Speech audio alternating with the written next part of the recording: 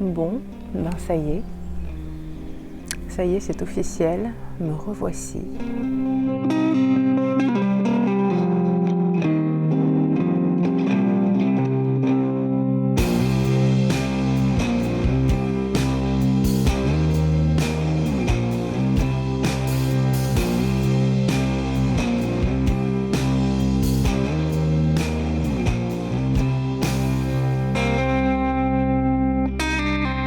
La clé, c'est bien évidemment de savoir qui on est, quelles sont nos valeurs, qu'est-ce qu'on veut transmettre, qui on est en tant que personne.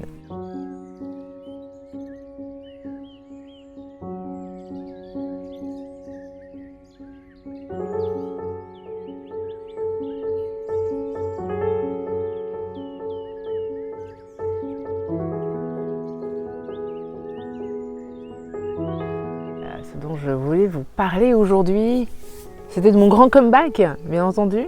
Hein, vous l'attendiez depuis tellement longtemps, ce grand comeback, le comeback du vlog. Le rythme ne sera pas le même qu'avant, hein, parce que pour les personnes qui ne seraient pas au courant, entre-temps, il s'est passé plein de choses. Entre-temps, j'ai passé 9 mois à être enceinte, et puis ensuite, j'ai donné naissance à un petit bébé il y a 3 mois.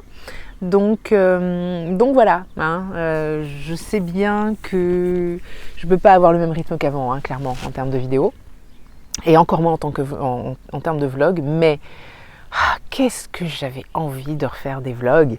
Et puis là, pour mes 40 ans, on est allé passer quelques jours au bord de la mer avec mon mari et ma fille, notre fille.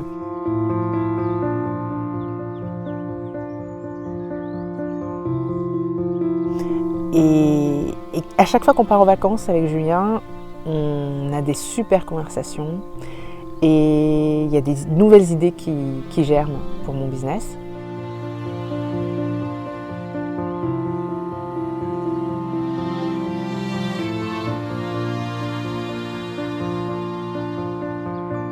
Du coup, c'est Julien qui va monter ce vlog. Donc, ce n'est plus moi qui monte, c'est lui qui m'avait tout appris en même temps. Donc voilà, on va revenir à la source. Hein. Vous allez voir, je ne sais pas ce qu'il va faire, je lui fais entièrement confiance. Ça va être forcément magnifique puisque c'est un artiste, c'est son métier à la base.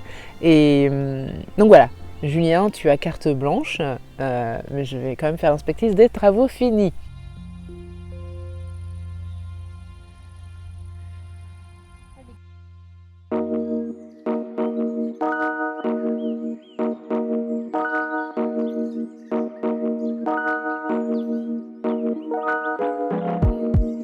Évidemment, c'est pas seulement de ça dont je voulais vous parler.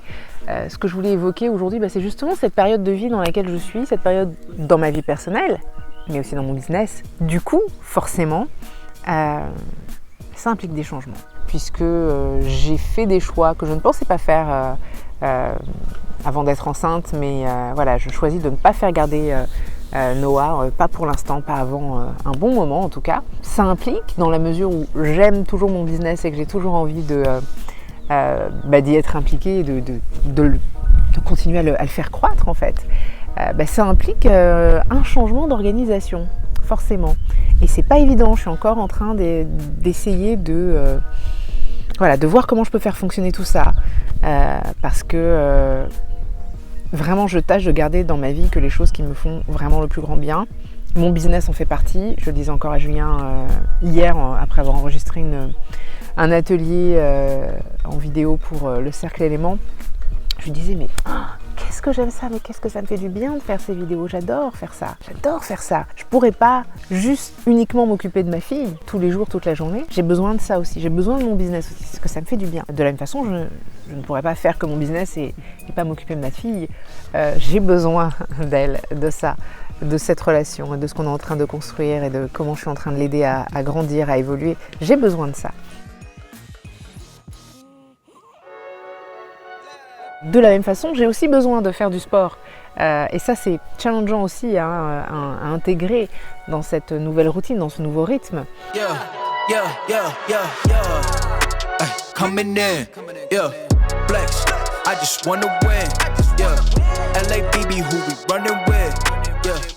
Voilà, donc je garde toutes ces choses qui sont importantes pour moi et qui me font du bien, parce que la santé mentale avant tout.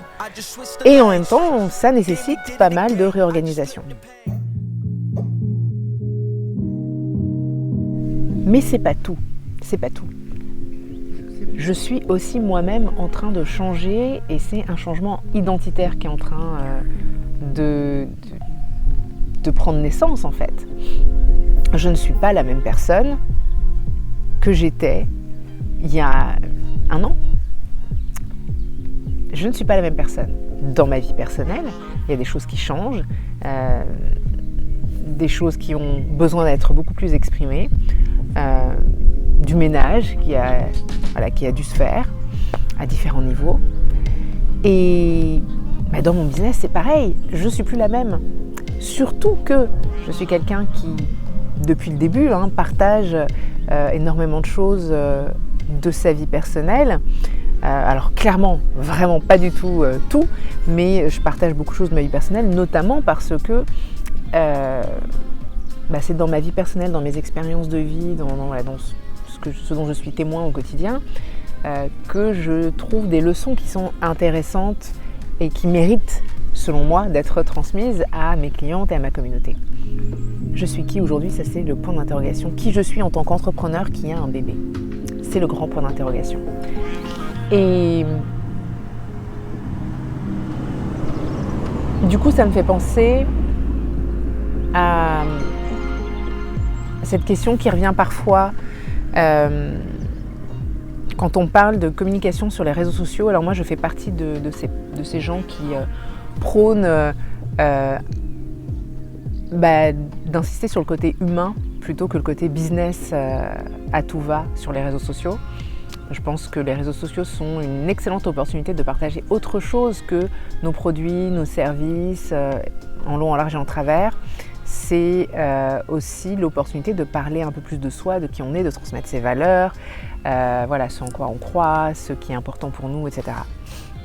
Et je sais qu'il y a, pour moi c'est inné et c'est facile de partager des choses de l'ordre du perso, parce que c'est ce que je fais depuis toujours sur Internet.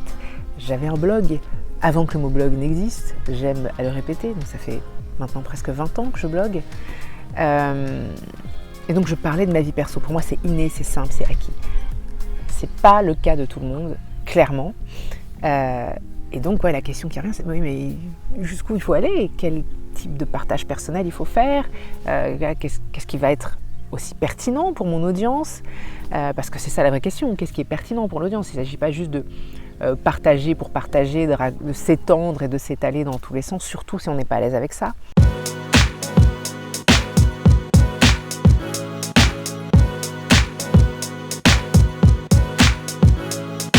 Évidemment, pour moi, le prérequis, c'est de ne pas partager des choses avec lesquelles on ne se sent pas du tout à l'aise. Non, il faut au minimum se sentir un petit peu à l'aise avec ce qu'on va partager. Quitte à faire un petit peu un travail pour identifier ce sur quoi on va se sentir à l'aise. Mais la clé, c'est bien évidemment de savoir qui on est, quelles sont nos valeurs, qu'est-ce qu'on veut transmettre, qui on est en tant que personne. Et c'est pour ça que cette transition que je suis en train de vivre en ce moment, elle est particulièrement intéressante, parce que justement, je suis en train de redéfinir tout ça. Je suis en train de me repositionner en fait. Et c'est un travail que je fais pas mal avec les membres du cercle Héritage, qui est mon autre cercle, qui est mon cercle annuel sous format un petit peu mi-programme, mi-mastermind, et qui, à la différence du cercle élément, n'est ouvert qu'une fois dans l'année. Finalement, il y a souvent beaucoup de choses qui tournent autour du positionnement et du repositionnement. Et c'est ce que je suis en train de faire moi-même, je suis en train de me repositionner. Et pour effectuer ce repositionnement, j'ai besoin d'abord d'être claire sur qui je suis. Qui je suis, donc maintenant que je suis maman, en plus d'être femme et épouse et entrepreneur. Je le mets dans cet ordre-là parce que c'est dans cet ordre-là que c'est arrivé. Qui je suis, ça va me permettre de mieux identifier ce que je peux partager avec confiance, en me sentant sûre de moi, en sachant que c'est pertinent et en sachant que je suis à l'aise avec ça.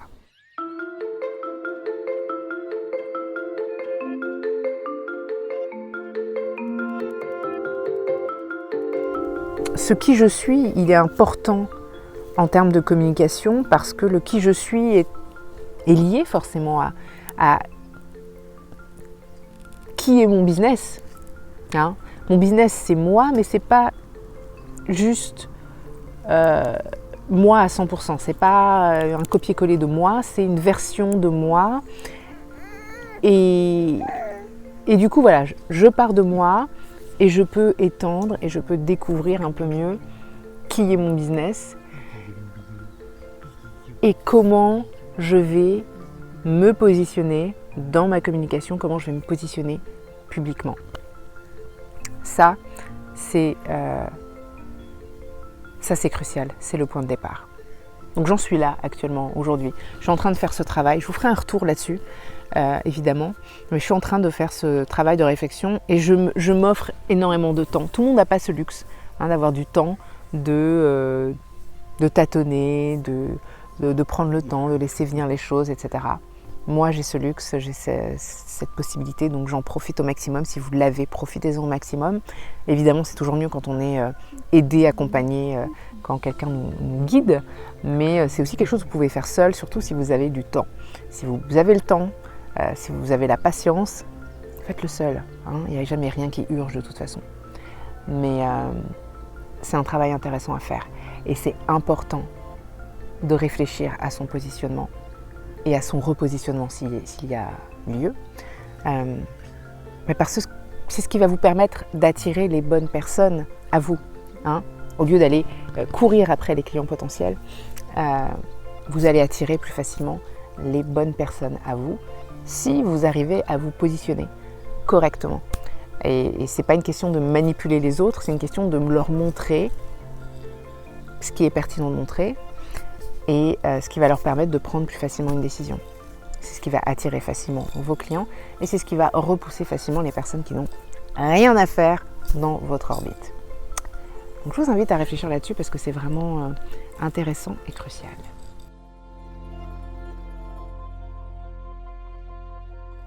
Et moi, je vais retourner profiter de ma fille et de mon mari en cette magnifique journée ensoleillée. Et je vous dis à très vite. 10, 10, 10, yeah.